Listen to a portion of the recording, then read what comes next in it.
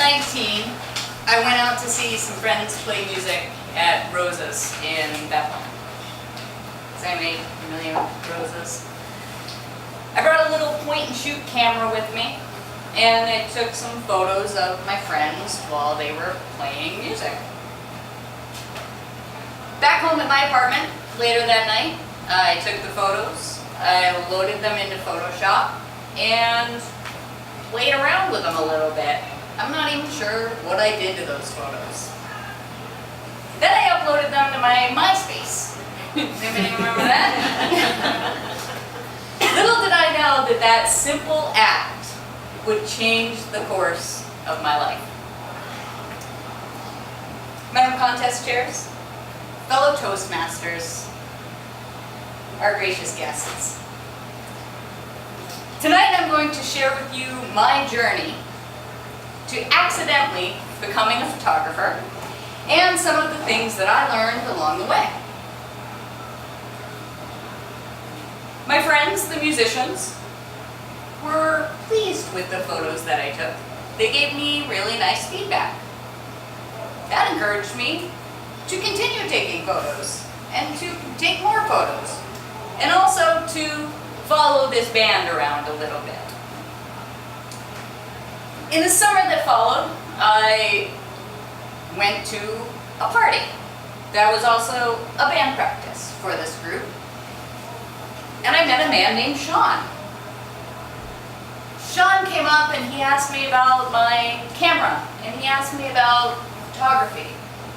And I said, "Oh, I'm not a photographer. I just like to take pictures."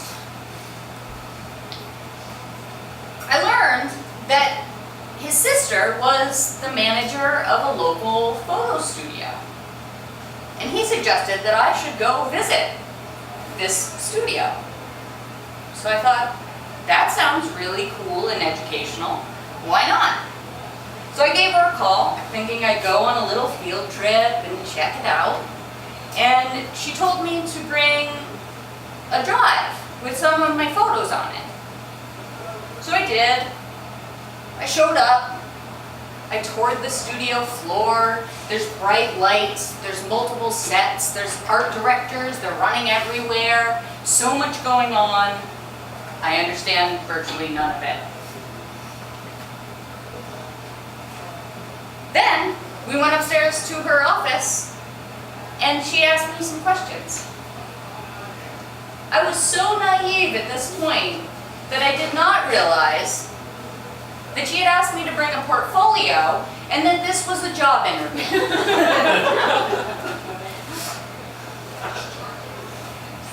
Regardless, at the end of our visit, she thanked me for coming and told me that she would put me right on the freelance list. So I went straight home and I Googled, what is freelance? I was working at Littleton Coin Company at the time in customer service. So I knew nothing of this industry, I knew nothing about photography in general, or what kind of jobs might be available in that industry. Nearly 2 years later, I would find out when Garnet Hill called me and told me they had a job available that I might be a good fit for. So, I read the job description. It might as well have been in Greek because I understood none of the requirements of this job. But over the phone they said, this is for cataloging and organizing photography. And I said, organizing? Okay, I could probably do that. So I went in for an interview. This time, voluntarily, I knew what was going on. Garnet Hill ended up taking a chance on me, and I started in the pre-media department 10 years ago, cataloging and organizing hundreds of thousands, possibly millions of photos in that time.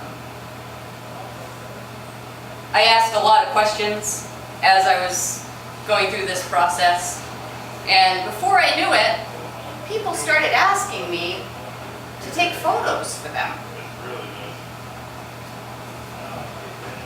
I saved a friend some money by taking photos at her wedding. I took photos at a local festival called Jerry Jam, and I was invited to multiple different projects as a result of this. All the while, I was working at a job with professional photography every day. So while I'm on the side, pretending to take pictures of your wedding, I'm handling full quality images and realizing that I don't necessarily fully stack up, but I kept saying yes anyway. Well, I'm not really a photographer, but I'll try. So as I started to learn more and build up my skills, I worked my way up from this asset specialist organizing position to a job of production artist. And then by the time one of our retouchers was ready to move to be closer to his family, I had built enough skill that I felt comfortable in applying for a photo retoucher job. Today, I'm currently working in that job, and I do color correction for Garnet Hill. Learning this skill set has given me a lot of leeway in my own photography and a lot more confidence, because even if I take a bad picture, I know that I can fix it. As a matter of fact, next week I will be traveling down to Exeter to the Garnet Hill studio. Only for this visit, I'll be taking photographs. This is something I never would have imagined during that first visit a decade ago. So, if you too are interested, possibly, in a career in photography, here are a few of my recommendations. First, go to the right party, or go to any party. Go connect with people and meet people. If I hadn't talked to Sean, I wouldn't have known that his sister was a manager of a studio. Next, sometimes it pays to show up for a job interview unprepared. Because when you go with the flow, you're more authentic and engaged than if you're over-prepared. Listen to your friends. If I hadn't listened to their feedback about my photography, I wouldn't have been encouraged. And finally, take every opportunity you can to practice and improve your skills, because you are what you repeatedly do. So if you continually capture photos, you may accidentally find yourself becoming a photographer. Madam